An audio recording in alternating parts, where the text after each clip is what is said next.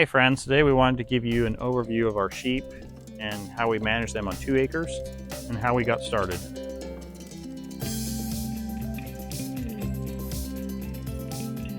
So whenever you take on a new animal, there's definitely things to learn, and we definitely experienced our share of losses.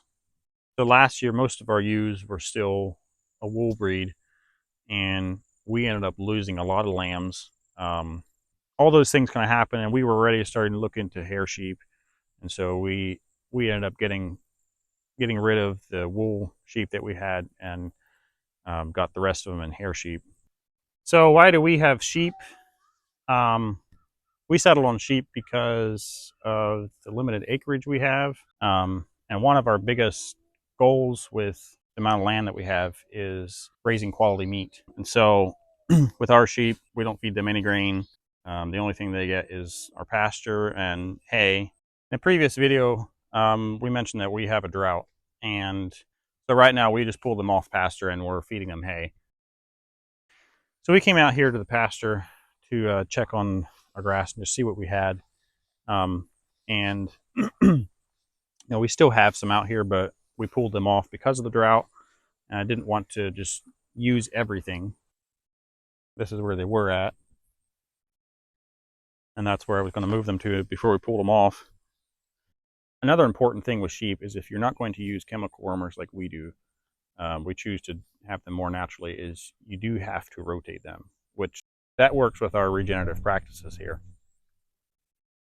But I also noticed this piece of ground here where we ran our broiler chickens this spring, and there is a noticeable difference how well it is doing versus the rest.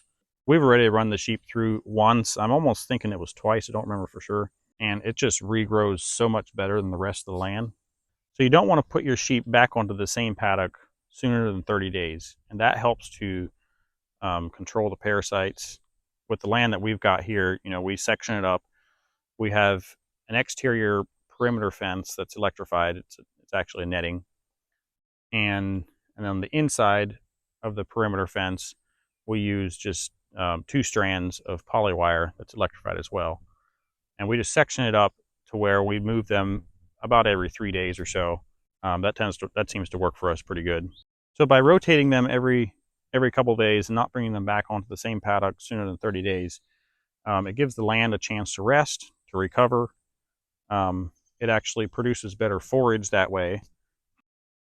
One of the biggest reasons we ended up going with sheep was the limited acreage that we have. There's no way that we could raise a lot of beef. So with the sheep that we've got, there's a number of advantages to having them. They're more profitable per acre and actually have a good number of animals. Sheep are considered browsers, especially the hair sheep that we have.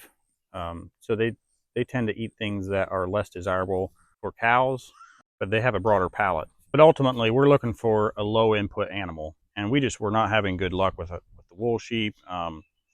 And that's another thing with sheep is, it's not just a put out in the pasture and forget it kind of animal.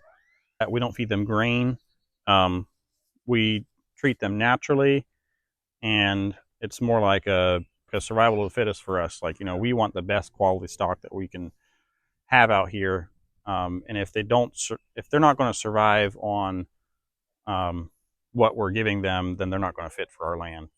Something else that we learned along the way was the taste difference between a hair sheep and a wool sheep. And there's actually quite a bit of difference. We've had both and definitely prefer the hair sheep.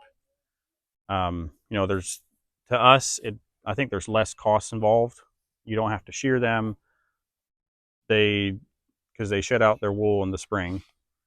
And also something we've learned too is, like, so far as like the hair sheep, it doesn't tend to be a difference in the age that we butcher them for meat.